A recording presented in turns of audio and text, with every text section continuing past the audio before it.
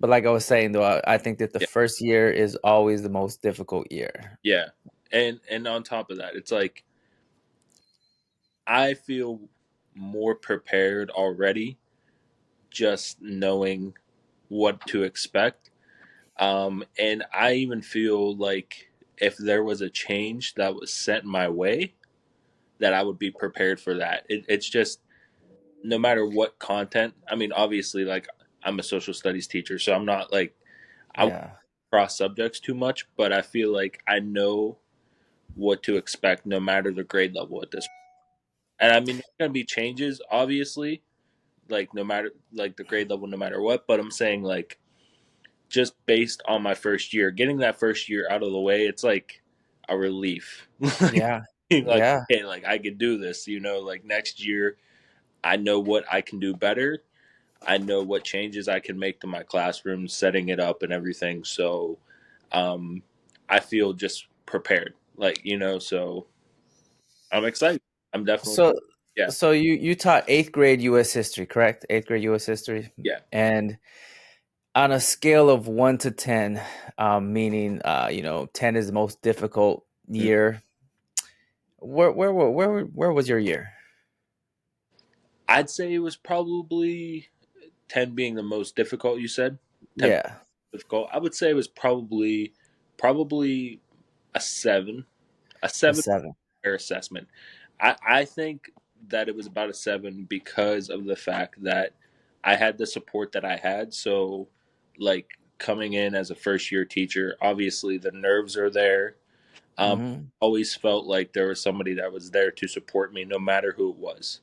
And like I'm just at a really well rounded school where I have that support.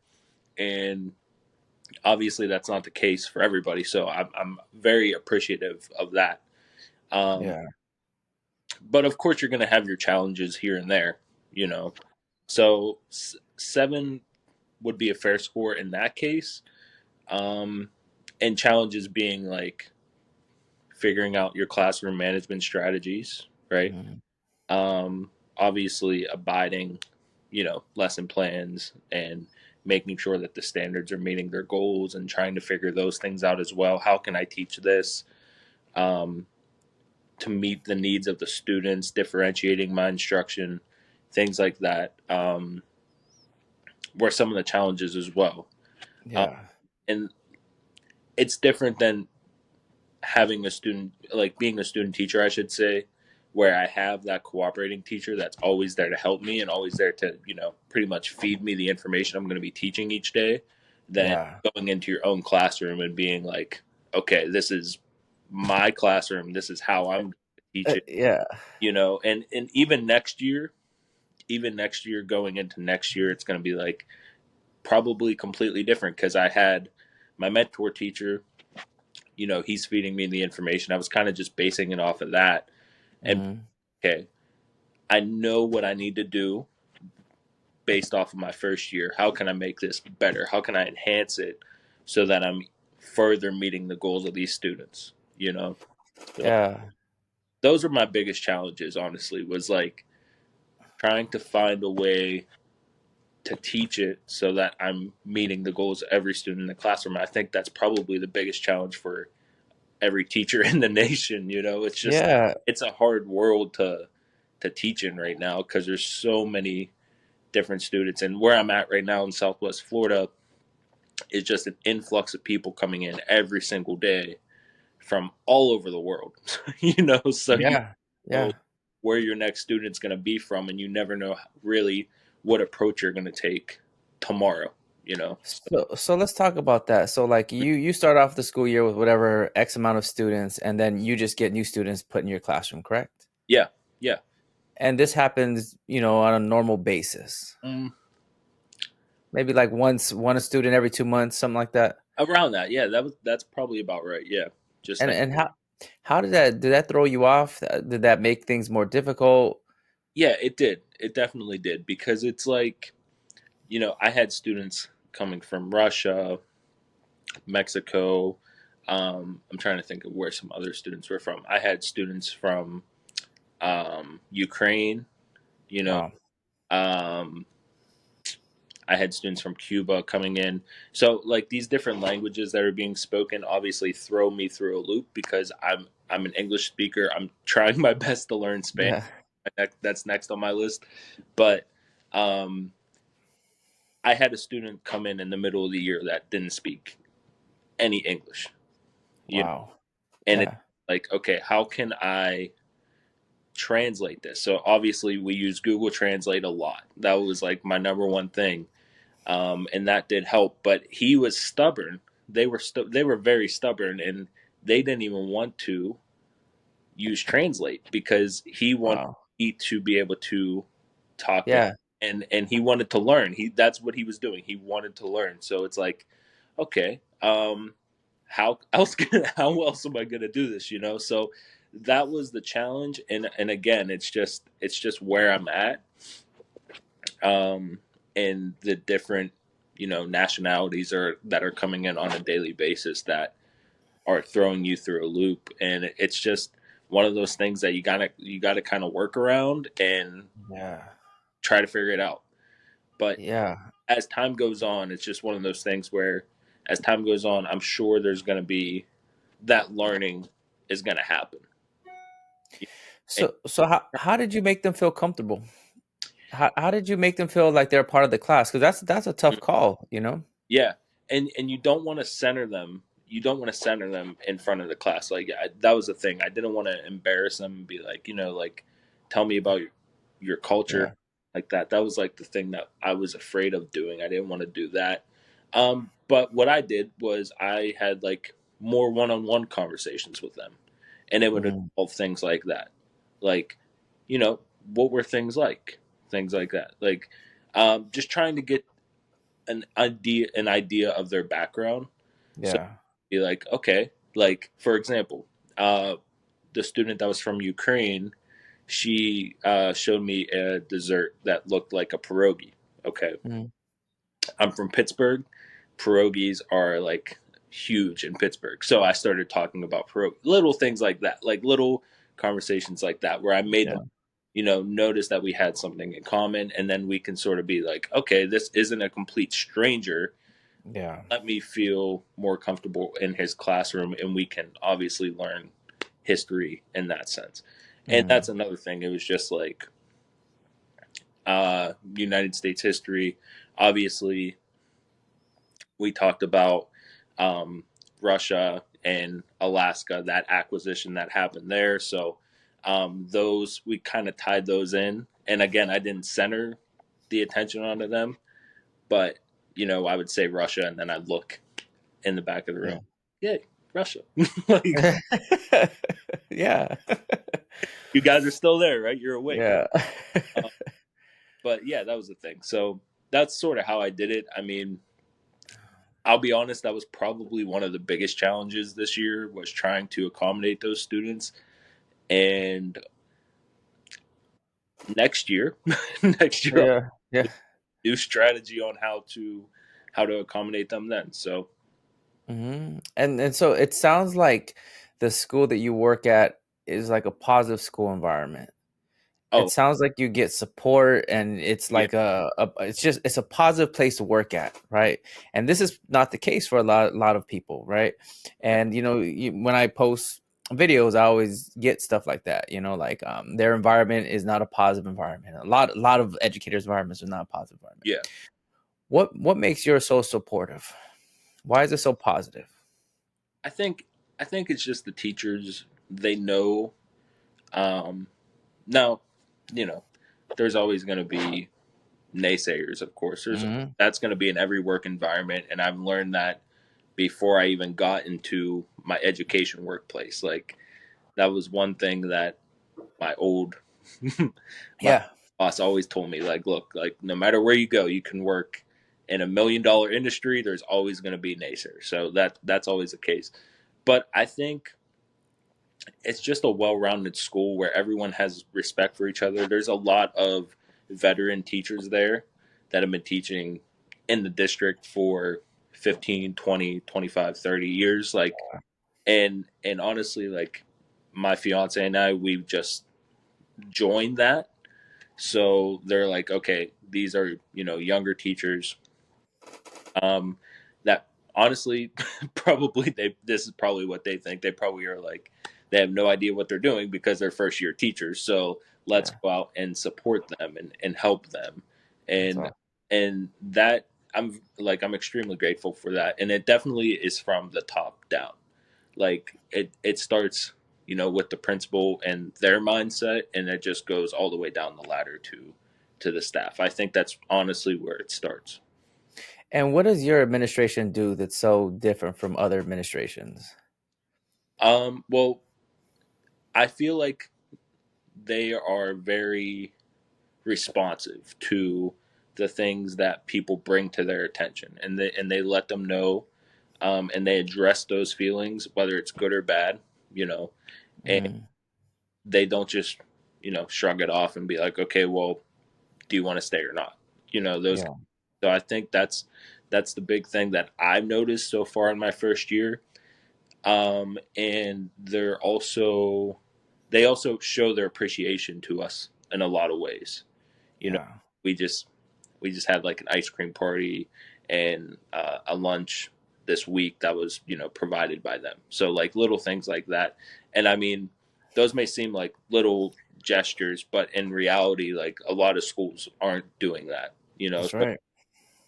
little things like that I think go a long way and show their appreciation to us. So it's like if you show your appreciation to your employees, they're gonna show their appreciation back and do their best for you. So I think that's truly what's happening.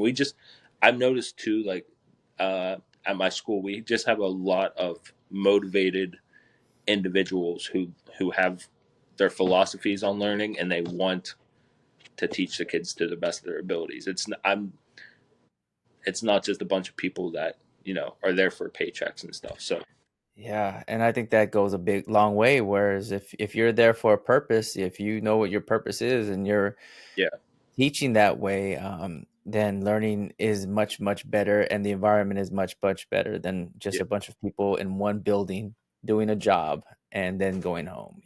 right. It's way better. Um, Now, the things that you see with your administration, being appreciative, being appreciative to the staff, they're hearing you guys out. Hmm. Are those some of the things that you would say are good things to have in the classroom with your own kids? Like some of the things that you learn, are like, wow, look at how the principal's buying us ice cream, or the principal's acknowledging some of our good, what we're doing. Hmm. Do you take any of those things inside the classroom and apply those things? Yeah, I mean, I definitely do. I have an award system where if the students are doing what they're supposed to. Sometimes I honestly use it as a way of just showing my appreciation to the students that are simply doing little things, right? Yeah, Um, you know, Going into the classroom, they check the board for what they need. They usually need their laptop, notebook, and their planning device that they need to use, whatever should be out on their desk. If they do that without question, without me even like coming into the classroom and addressing those things, I'll usually just be like, hey, here's a mint or Jolly Rancher, some. little things like that. Just a little thank you for doing what you're supposed to do. You know, Hmm. Usually what I noticed was students were following suit of that student, and even I kept that up until yesterday. Yeah, The day before the end of the year, I had students, of course, day before the end of the year, they're a little excited, whatever. And at this point, we already took the district exam, so they were just like, I said we could play a game, or you can, you know, just sit around and talk to your friends. While a few students decide to get up and walk around the room, and I'm like, no, like we're just gonna sit here and you can conversate, or we could play this game. And the students that were playing the game obviously got rewarded. The students that were walking around the room did not get rewarded. So yeah, yeah. reward systems in place to show like, hey, this is my expectation. You're following my expectation. You're doing what you're supposed to do, and honestly, here's your reward for that. So just simple, PBIS rewards, things like that. So Yeah. So what was your biggest surprise this year, right? You're going in, you first year teaching, you have this mindset of like, okay, this is what it is to be a teacher. Hmm. And this is how I see things going. And when I walk in, it's gonna go like this, and kids are gonna do these things. Hmm. And then when you get inside the classroom, you're like, oh, wait a minute. Yeah. That's not how it really is. That's not how it really is. What was one some of those moments? Yeah. So I want to say that my biggest moment that was like a complete surprise to me was I had a student that came into my room probably about halfway through the year. And I did have an interaction with this student prior before he came into my room. He was in another history classroom, and the interaction wasn't the best, right? Yeah. He was, just fooling around in the hallway, and you know how that goes. So, Yeah. so I Yeah. told him like we need to cut it out. And when I found out that he was coming into my classroom, obviously I had some biases because of that interaction, and it reminded me. I don't. Do you watch football at all or no? Like, I do. okay, so Hmm. um, Mike Tomlin. I'm a Steelers fan, so Mike Tomlin, he has famous quotes known as Tomlinisms. Have you ever heard of these Hmm. things? We're Okay, talking about the coach. We're talking about the coach, right? We're talking about this coach. Tomlin. Yeah. So Yeah. one of his famous Tomlinisms is nameless gray faces. Nameless, Mm. and he always uses it as a reference to other football teams because he says no matter how talented they are, they're just nameless gray faces to us, right? That rung a bell to me when you just brought this up because I learned that I think no matter what past interactions you have with a student, when they're in your classroom, those interactions, whether good or bad, you have to look at them as a nameless gray face based off of the negative interactions, because how they produce in your classroom can have nothing to do with what they do outside the classroom, and that can include things like causing a ruckus down Hmm. local establishment, past charges that are on their record. Hmm. That has nothing to do with who they are as a student, and that was proven to me by this student because I'll be honest, he walked into a classroom where the students were a little bit of a challenge for me, and I was Yeah. a little frustrated by that. And I even remember having conversations uh, with other teachers about this, and I was just like, oh, this is. I was very nervous because of I knew he had friends in the classroom, and I knew Yeah. that could lead to some bad things happening. So I was very upset, but he was an absolute leader in this class. I mean, anytime he got out of line, I just politely asked him to, do what he was supposed to do, and he would. And I mean, he finished with an A, and it was great to see that. It was very refreshing because that's what it taught me. It's just you shouldn't have those prejudgments of students, no matter what. And honestly, every day is a new day, especially in eighth. Right. Every day is a new Right. day. It's like you never know what kind of realizations they're going to come to overnight. It may not happen Hmm. overnight. I mean, it may happen in ninth or 10th grade year, but Yeah. you can't give up on them. So the idea of, and I don't mean it as like they mean nothing, like the nameless gray face. Name this great face. Yeah. It kind of sounds like that, and I don't want it to sound like that. It's just like those prejudgments you have, and it goes to football too, I guess. And the reason Mike Tomlin says this, like, no matter how talented they are, they're just a nameless gray face. But no matter how disruptive or a behavior problem they can be outside of that classroom, when they get in the classroom, this is who they are. They're a student to you, so you need to treat them that way, and you need to um, try your best to readjust that and help them out as best as you can, no matter what Absolutely. prejudgments you have on them. So, Absolutely. But like when they walk into this classroom, there's a certain expectation that you have on these students. Like whatever you do out there is what you do out there. You know, whatever is going on outside there is what happens outside there. You know, that's what it is. But when you walk to my classroom, then I have these expectations. I expect to be, you know, a scholar. I expect you to follow these rules. I expect you to, you know, do your very best in this classroom, and I hold you at a very high standard, right? So Hmm. whatever you're doing out there has nothing. And we could have a bad day, but I don't hold a grudge, Yeah. and every day is a new day. Every day is a new day. And yeah, we had a bad day today, but you know what? And maybe I had to give you a consequence. Maybe I sent you somewhere, and that's what it was. But there's no bad feeling about that on my part. You know, I just had to do what I felt was best for you to be successful. And I can't let you become less. I can't let you just sink in my classroom. So I'm holding you on this high standard right here. And that's what it's about. You know, Hmm. no grudges. I don't hold a grudge. Like there's so many times where I'm working with students, and you know, I always have this approach. I always have this loving, caring approach all the time. It's always this, you know, I need to keep them safe. I need to show them love, and I need to boost them up. You know, and so that's the approach I always take. And so when I build these relationships, when I have to discipline, when I have to discipline, and we're talking about some sort of behavior, and I have to give some sort of consequence because of the relationship that I have with these students, giving the consequence is easy. That's it. That's the easy part because I did all the hard work before that.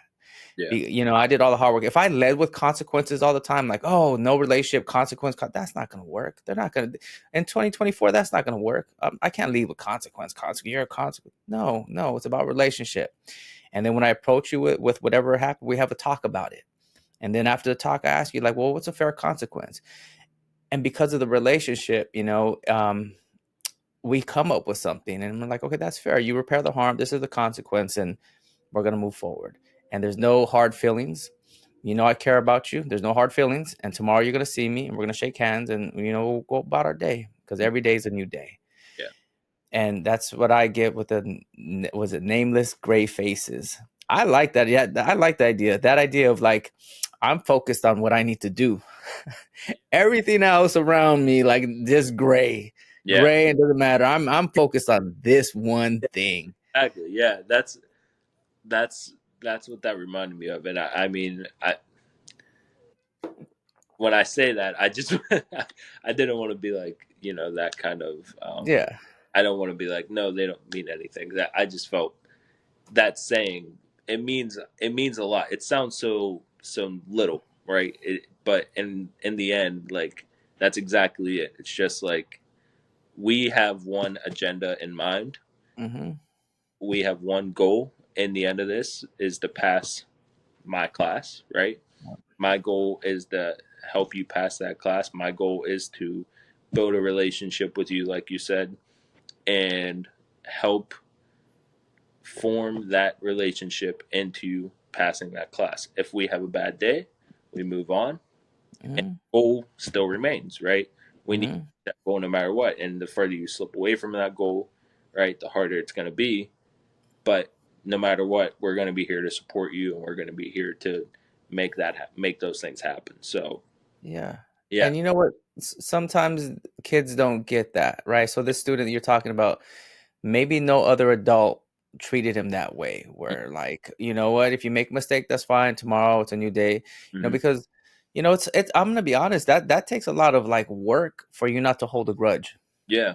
That takes a lot of work for you not to hold a grudge. And, Yeah. you know, that's so important. That's so important when you're working with kids. Like you're working with kids and they're going to make mistakes. Kids are going to make mistakes. Teenage kids, sixth, seventh, eighth grade kids Mm-hmm. are going to make mistakes and they're Yeah. going to frustrate you and they're going to Yeah. test you and they're going to push you, you know, and they're going to try to push your buttons. That's what kids do. Yeah. Kids do these things. Yeah. And if you don't understand that, and you're like, no, I'm gonna hold a grudge. I'm not gonna. I'm gonna treat this kid differently. I'm gonna give them a dirty look. I'm gonna, you know, and they're gonna feel my body language. They're gonna feel the way they're gonna feel the negative feeling I feel toward them. You know, that's not gonna work. And people do that. Yeah. You know. You know, it's funny you say that too, because I felt like the kids that challenged me the most this year are the kids that I tried my hardest to build those relationships with. I mean, they can yell at me, and I mean, they can say whatever they want. The next day, I came in, hey, how are you? You know, How was Yeah. how was your night? What did you do? Play Fortnite? Like things like that. So I tried to have those conversations with them and try to build those relationships because I noticed like the students that I did that with, the students that I did build those relationships with were the most productive, right? The Yeah. that were doing what we needed to get done, and that's ultimately the goal, right? Is to promote productivity. Hmm. And yeah, I mean, I pushed every single day, probably until the end, like until the end of the year. Even today, Yeah. it was our last day. So, just having those small conversations and kids that came up to me, I didn't even think I made an impact on, were coming up to me saying thank you, like I appreciate your help all the year and stuff like that. So, I mean, little things like that meant the world to me today. And I mean, like I said, it's my first year. So I have a lot to learn and I have a lot Hmm. to get done, but I mean, I was happy with that. Like those were satisfying to hear. So Yeah, it sounds like you had a great year, a yeah. great first year. When I think about my first year, I felt like I had a great first year as well. Hmm. But it was hard. It Hmm. was not easy. I taught at a Catholic school. There was 36 first graders. That's my first year. I had 36 first grade students, Hmm. and I was 22 years old, and I was teaching at a Catholic school. And I remember being just kind of thrown into the room and saying, "There are the curriculum books. Like, get to it. Like, start planning." And there was no like, we don't have computers back then. Where there's no curriculum all set. It was like, "Oh, okay. Well, here we go." Yeah. Hardest year of my life. But I remember that for me it was just like, well, let's make connections with these guys, let's have some fun. This is first grade, and I remember bringing puppets in, and I had puppets, and I was reading a book with the puppet, and I remember I had a skeleton in the closet, like for Halloween, and I take it out and pretend that it was gonna get me in the closet or whatever, like just these silly things. And Yeah. these kids still remember it. The other day I was at Target. It was yesterday. I was at Target and I'm walking and I hear Mr. V, Mr. V. And I'm just like, oh, Mr. V. And I turn around. It's this student. He's like 29 years old. I taught him. He was a first grade student at the Catholic school I taught at. He's like, Mr. V, oh, it's you, and he still recognized me. He's Wow. talking to me. He's talking about how he joined the Air Force and he has a family and he has a kid and we're just talking and I'm like, that is crazy. That is crazy because if I don't know my first grade teacher, like Hmm. I don't know, I can't remember if it was a male or female. Yeah. Um, but to me that was crazy. So it's all about like that impact that you make on a life. And it sounds like when you're talking about higher base coming up to you and saying, hey, I appreciate what's going, you did a lot for me this year. It sounds like you were showing them love, you were taking care of them, and you're just trying to build them up. That's what it sounds like. And Yeah. And yeah. I mean, from the beginning of the year, like honestly, my principal told me, and like my mentor teacher, he told me as well. It's just they wanted a teacher, like I said, it's a lot of veteran teachers that have been there for a while. They wanted like a young teacher to come in and that would be like more relatable to the students. And honestly, I made that a goal to try to be relatable to them, and I kind of took that into account. Like I made that like point. Uh, for example, the one of the presentations throughout the year was on Sir Francis Drake when we were talking about explorers, and I just threw in like a picture of Drake, Yeah. the rapper, and then I just said like, no, no, no, not him. I'm sorry, and then I like scrolled like little things like that, and Yeah. talked about that and stuff like that. But one thing that I remember from my middle school experience was my teacher. He came up with, not he didn't come up with it, it was a video. It's on YouTube, you can still look it up to this day. It's called the Lewis and Clark rap, and for some reason I remember every single word to this rap to this day. Yeah. And I didn't get to play it for my students this year, hopefully next year. But like you said, it's just little things like that, and it wasn't even something that I found relatable. Maybe like it was a good beat or something like that, and it's just Mhm. catchy. But little things like that, and making it fun, and just trying to build. I think that's the leading way of building the relationships with the students that I found in my first year. But that's crazy that you said first grade reading. Yeah. Yeah. All right, first grade. These kids are 5, 6 years old, Yeah. and 36 of them. this kid Yeah. recognized me, and it was crazy. I'm like, wow, this is crazy.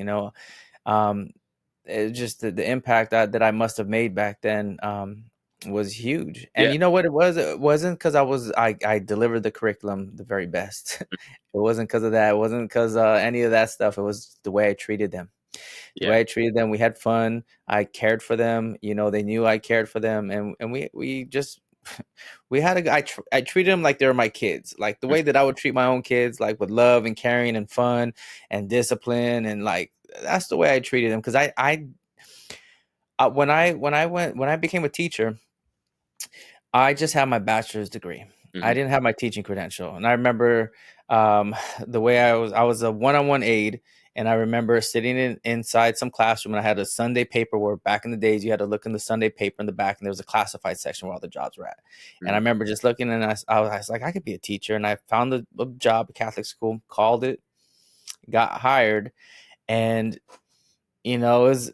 I didn't have my credential. They said I didn't need my credential. I just need my bachelor's degree, and so when I went in there, I had no real teaching experience. Oh wow. Like no real like none of that teaching experience that you had or like people have now, none of that stuff. I eventually got my credentials at the Catholic school, but I didn't have that. All I had was just raising I had kids and I worked with kids, and I guess on the interview I impressed them, and that's how I got the job. And it might be even fate. It might be even God. Yeah. Like Exactly. like, hey, you're gonna do something big in education, and this is where we're gonna put you right here in this Catholic school with no experience, with no teaching background, with no credential, something that seems almost impossible, Mhm. but you're gonna be here, boom, and you're gonna be there for 6 years. And that's what happened. And that's where I learned how to become a teacher. I got my credential, and they gave me a chance. It was like I got a break, and Yeah. Exactly. Yeah. so that's how it happened. Yeah. Crazy stuff. No, that is actually that's insane. So you had let me ask you. So you said you had 36 kids. 36 kids in one class, Wow. because at the Catholic school, you need money. Yeah. Every kid pays. There's to run this school, they need the kids to pay, for school. And so there was 36 kids in there, and every year they filled the classroom. The max was 36, and every year they filled it up till 36. Every kid was paying, for school. And um it was a great experience. There's kids that follow me on social media that I taught them in first grade, Mm. when they're 5, 6 years old, and it just blows my mind to think that the impact I made back then at the school was such a huge impact, and then that set the foundation for like the rest of my career. Like, all right, it's about connecting with kids. Mhm. That's what I knew. It was about connecting with kids. How do you connect with kids? Can you connect with them? Can you keep them safe? Can you help them, become smarter and then like boost their self? Can you do all those things? Um, and that's where I'm at. And then, I take the same philosophy now, and they always say after COVID, kids change, right? I don't know if people here say that a lot. Like after COVID, things change. And yeah, they have changed, but kids still need love. They still need to be protected. They still need to, their self-esteem still needs to be boosted. You have to put them in situations where they could win. That's universal. You could still do those things and be successful. Right.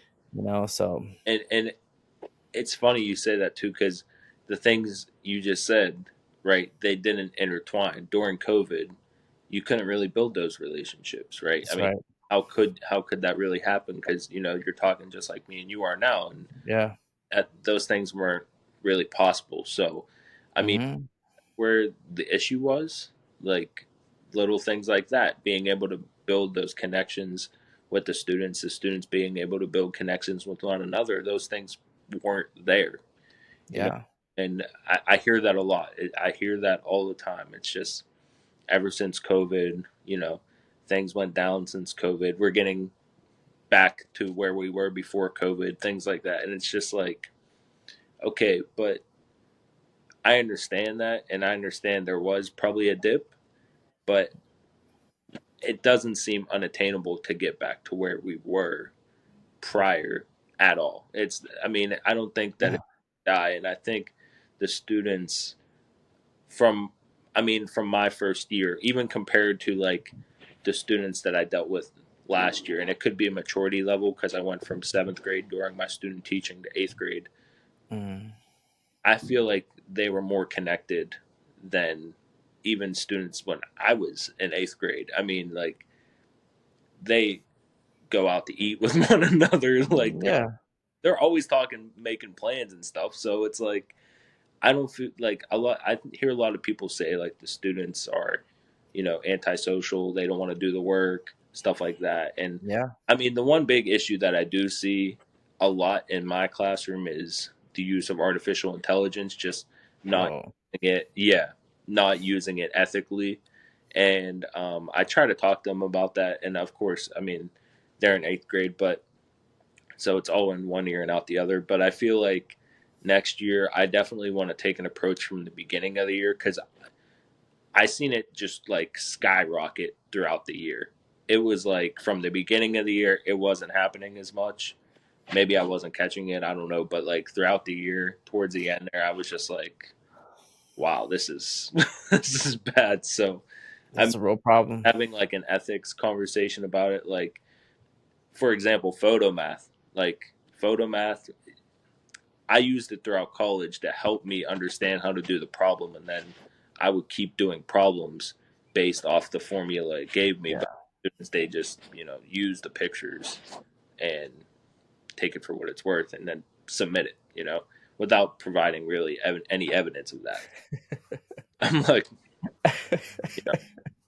you know, so, That's crazy. mm-hmm. That's the reality that we live in now, Yeah, right? That's the reality we live in now, that we could just take a picture of like whatever, copy it, and we could take a picture of the problem. It gives us all the how to solve it. We could easily copy that onto whatever, and AI is crazy, mm-hmm. and to say, like, as an adult, I use AI.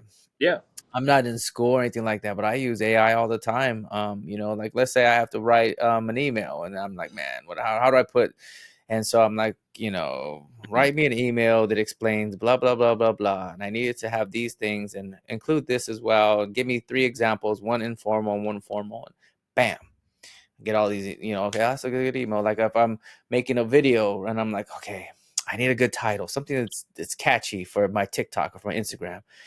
I take the script and I'm like, oh, here's the script. This is what I talked about. What's a good title? Give me like 10 examples of a title. And I put in, my whatever, chat GBT. Mm-hmm. It gives me a bunch of examples and I choose. I'm like, oh, that's a good one right there. That's a good one. I mean, let me choose that title. And so, like, man, I use it for all kinds of different things. And so, That's like, yeah. go ahead. Sorry, no, you can go ahead. I'm sorry, I didn't mean to. S- So, like, like that's the world that we live in, where and this is just the beginning, because AI was like a year ago. This is just the beginning of it, right? And it, I- it we can't. I feel like we can't stop it. No, You know.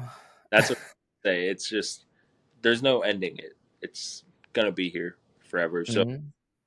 finding ways to use it in a way that's not detrimental to their education is gonna be hopefully my approach next year. That's what I'm gonna try to do. Just be like, like you said. I mean, I'll be honest. We use AI in our department, like things like Yeah. Questions. yeah, questions, trying to come up with like outlines for different Hmm. study guides, stuff like that, because it's beneficial. I mean, it's you just type it in. These are the standards we're trying to hit. How can we use these standards and create Hmm.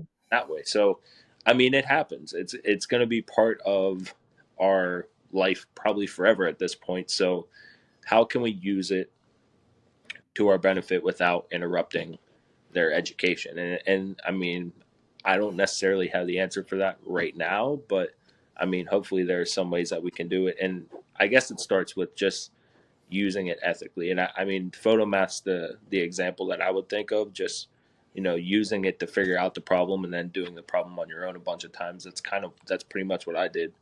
Um, Yeah.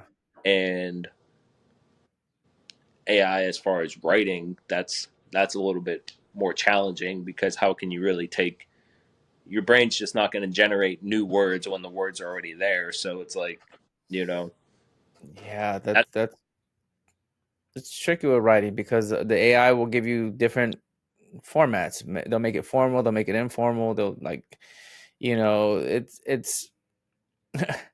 it's it's a real problem. And I work at an elementary school, so it's not that big of a deal. And we have mm, firewalls that block it, and our kids aren't using they can't take out their phones at school. yeah, So not I don't know, middle school and high school a lot different, but hmm, is elementary school. So we don't have a huge problem with the AI, but I could see that in middle school, I could see in high school, that it is a real problem. It'll write the whole paper. It'll summarize the entire book. Summarize this book and put it in, summarize each chapter and put it in bullet points for each chapter of the major points, and then like you could do it all. yeah. It makes me wary of using.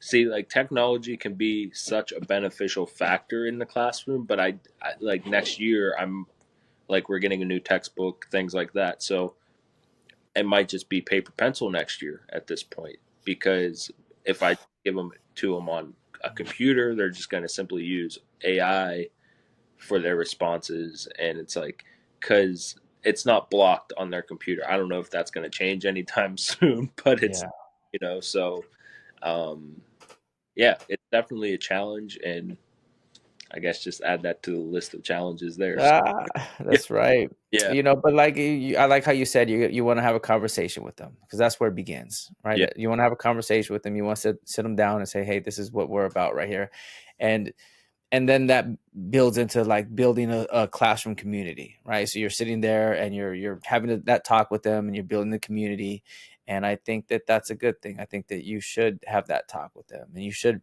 you know, building that classroom community is huge, and you could use this as like the starting point, next year or something like that. But yeah. how was your classroom community? How was that? No, no, I thought it was good. Um, I had a great amount of students that, um, like I said, I think I brought this up in the last podcast. A lot of students almost. I hope this is the case because I felt like it was the case in a lot of my classes, but I wanted my classroom to just almost feel at home. You know, I Hmm. didn't wanna- I didn't want to be one of those teachers that puts extreme pressure on them because in the end, I mean, it's history. Like it is very important, and that's not where I'm going with this. But as far as remembering the dates and all that stuff, it's difficult, and it's not like if I say, okay, what's the date for D-Day, things like that. Like Yeah. you on them, and they're not going to come up with it. You see that happen on a daily basis. Like if somebody did that to me just out of the blue, you know, something like that, I wouldn't be able to come up with the number in Yeah. my head. So just a relaxed environment, and just making it so that they're comfortable. I didn't want them to feel uncomfortable, especially obviously being a first year teacher. This is, I mean, like I didn't want to set a bad tone in my classroom, and I felt like setting that tone now as a first year teacher is, if I continue to be at that school, whatever the case may be, Yeah. I'm guaranteed new siblings of some of the same students from last year and stuff like that. So they're going to have an understanding of who I am as a teacher, and that I mean no harm because, I seen a lot, like, for example, going back to the school that I went to, it was in an urban environment. It was, a low income school. There wasn't a lot, Hmm. fun days or anything like that. A lot of building those relationships with the students. There wasn't that. That wasn't the case. And I encountered teachers that were very strict, okay, because they felt the need to be. And I think I talked about this on the last episode too. But my point is, like, those teachers that were very strict ended up not getting the respect that they were fighting so hard to get because Right. they're not building that initial relationship, Hmm. and they didn't really care to do that. And it's just like the benefit. wasn't there for the kid. The benefit wasn't there for the teacher. It was just a toxic, a toxic environment. Yeah, And it almost is like the student becomes more defensive because of that, that's right. because you are firing at them, things like that. Mhm. So I didn't want to create that environment for the student, and I like I said, I wanted to make them feel at home.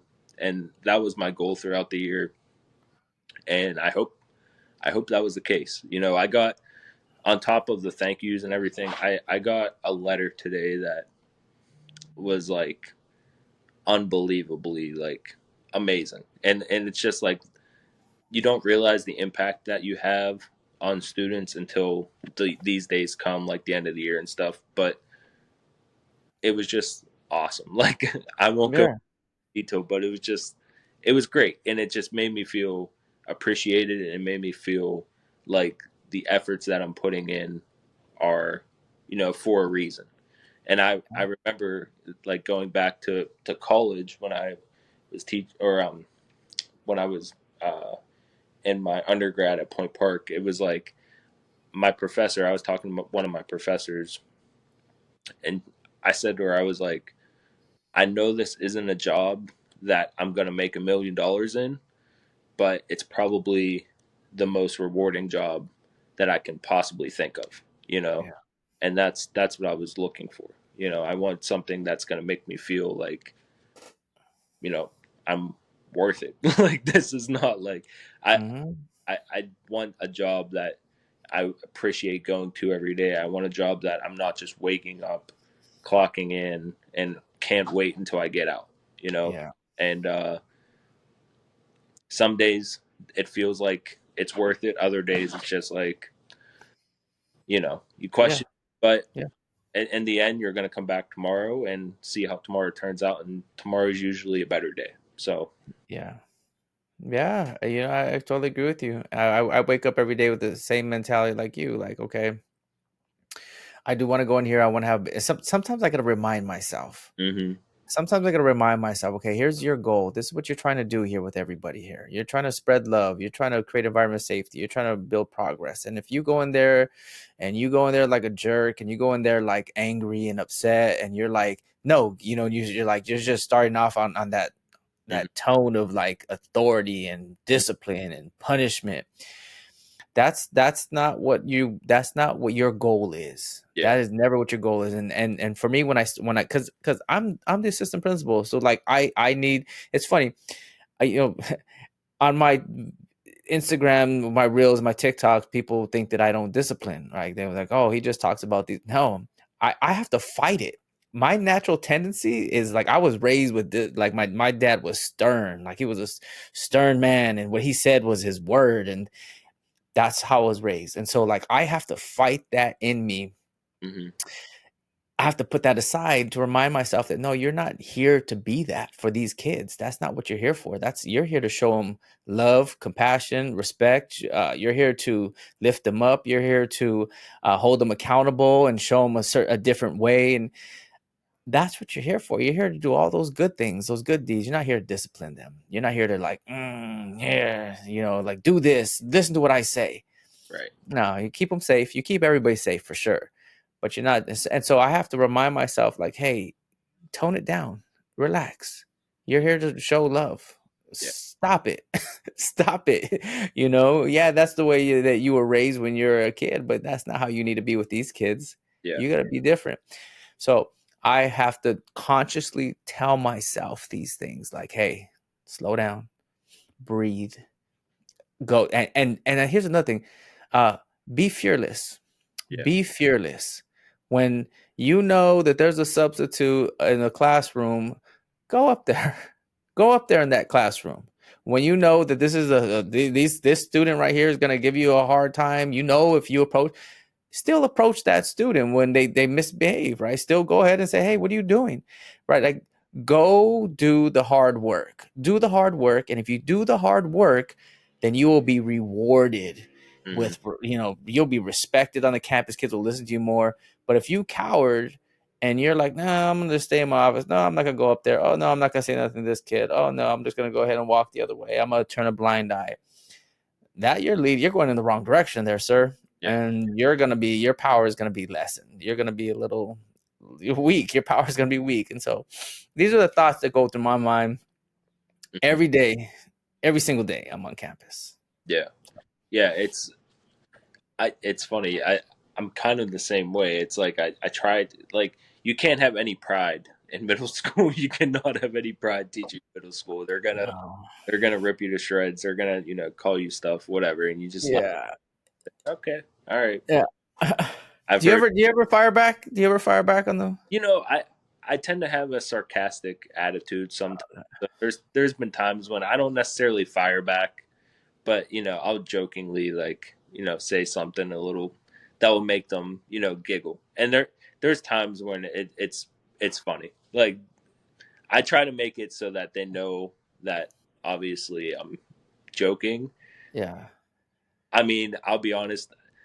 Um, Going back to talking about my high school, I had a history teacher that was completely ruthless. I mean, he would Mhm. say stuff that, looking back as a teacher, Yeah. just like, oh, like that. And it wasn't even, I mean, it wasn't even that long ago. It was Mhm. back and observed his class, and I saw these things happening. Just like, Wow. okay, how can I? But the thing is, again, it was one of those things where he had to be that way because of the environment that was at the school. I guess I don't know if that was his approach or what, but you know, I noticed that the teachers that made the biggest impact on me would kind of joke around with me and things like that, and have fun. So that was the thing. Like, if they would rip on me, like, I would just maybe rip on them a little bit back, and they would laugh and things like. Yeah. And I never wanted to embarrass them. So Yeah. think of something that was pretty on the spot without doing that. Mm. And if I thought of something that wasn't going to do that, then I would just keep my mouth shut. But Yeah. It's yeah, tricky. it is So, tricky. It is tricky. And yeah, I tried to make my presence as felt as possible throughout the school, throughout the entire year. I mean, whether it's just walking around the school, checking my mailbox, uh, on dress down days, we had to put the wristbands on and stuff like that. So I'd be out there, greeting the kids, stuff like that, it's good. trying to build those relationships and things like that. But like I said, I mean, you can't really have any, you can't have any Any pride. pride? So Dylan, going into year two, man, what are you gonna do that you learned from year one? Going into your year two, Yeah. what are you gonna take from year one to Mhm. make your year two even better? I think that my first day of school is, and my first day of school is going to be the most important day of school for me. Mhm. I think that setting the expectations and the goals is going to be like my number one goal this year. And I kind of had that same agenda at the beginning of last year, um, and I just want to make some changes to it. Honestly, just a little bit differently for next year. I don't want to do as much note taking, Yeah. stuff like that. I want to do more hands-on, like, interactive activities, and those things are going to be important to me. And like I said, I want to build the environment of just setting this home for the students. Mm-hmm. You're at home with in my classroom. Just feel comfortable. I'm not gonna be the teacher that's picking on you, or, like I said, just yelling at you constantly. Mm-hmm. History is just, it's a relaxed subject, and I hope they feel that way. A lot of kids don't like history. There's kids that do like it, and I just don't want to, because I know how it is, you know, being a student that doesn't necessarily like a subject. It's really hard for um, me to learn. Like, it's hard for students to learn a subject they don't like. So I try to make it as enjoyable and as fun as possible. And another thing is teachers, or I'm sorry, students do not learn for teachers that they don't love. So that's like a big goal of mine, is just to have that relationship with the students so that they can, feel comfortable around me. And one thing I told them today too, like if they ever need anything in the future, like I'll be in the same room next year. If you guys want to stop by, whether it's, applying for colleges, things like that. Like Yeah. I just want to be a helpful resource for them. And I mean, it goes beyond the classroom, and just put myself out there so that they can feel comfortable no matter what. Because, like I said, they're going to have siblings that come into my classroom in a year or two, 3 years from now. And that reputation is going to stick with me no matter what. They're going to be asking their older brother or sister, how I was and stuff like that. Yeah. That's good stuff. Yeah. Well, I have one last question. Mhm. The student that I said I met at Target, Mhm. right? I met at he old student saw me at Target. He's like 28, 29 years old. And he told me, Mr. Vergara, I think I want to be a teacher. I think I'm gonna go back and be a teacher. I was like, yeah, you should. I was like, you should. He goes, but being a teacher now, you got to be like a influencer. I feel like you got to be an influencer on social media or something like that.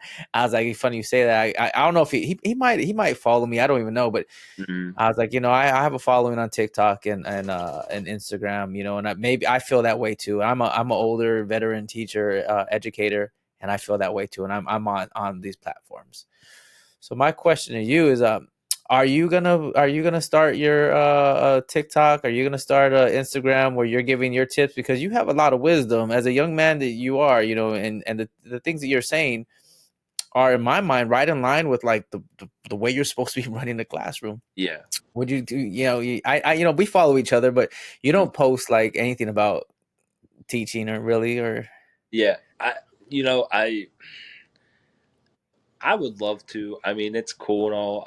I think it's really cool what you have going on for sure. And I mean, honestly, I take a lot of advice from your podcast and your Instagram as well. So, like, I'm not sure what your following is like right now, but I can see it skyrocketing very soon, because it's wise, and like I take a lot of advice from it, and I appreciate it for sure. thank But you. um I honestly, so I can't, like, we're not. I don't. Oh, I don't necessarily. Yeah, I don't think ah, we do, with okay. district and everything. But with that being said, I do have. I I'm into the sports card hobby, and I'm working on creating a like a pizza making, because I used to make pizzas at a pizzeria throughout college and stuff, and I'm into it now at home, and Yeah.